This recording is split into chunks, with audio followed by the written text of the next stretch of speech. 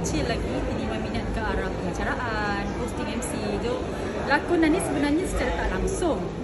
So, bila dah termasuk dalam lakonan ni, tiba-tiba muncul minat. Daripada minat tu, tiba-tiba banyak pula offer. Maknanya dia orang nampak lah bakat Tini kan. So, from there, dia rasa mungkin Tini boleh pergi jauh lagi dalam bidang lakonan.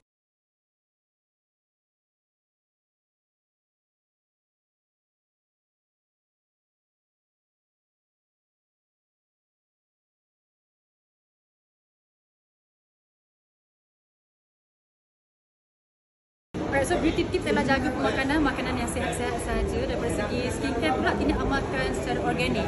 Basuhan air beras, air daun sirih untuk parut jerawat. So itu je lah. Rambut pula kita pakai produk sendiri, Ambient Keratin Hair Style.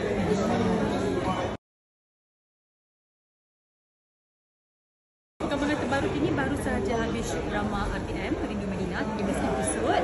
Dan setakat ni saya banyak busy dengan job-job MC lah. So ini kan lebih ke arah hosting dan MC. So alhamdulillah rezeki ke arah MC dan hosting tu kita katakan bulan 6 dan akan datang ni alhamdulillah banyak lah. Malam ni tema kita black and red tapi glam. So manakala Tini MC untuk tengok perdana ni, so kita memilih warna merah sebab MC dia kena outstanding. So kita ambil lah warna bling-bling sikit.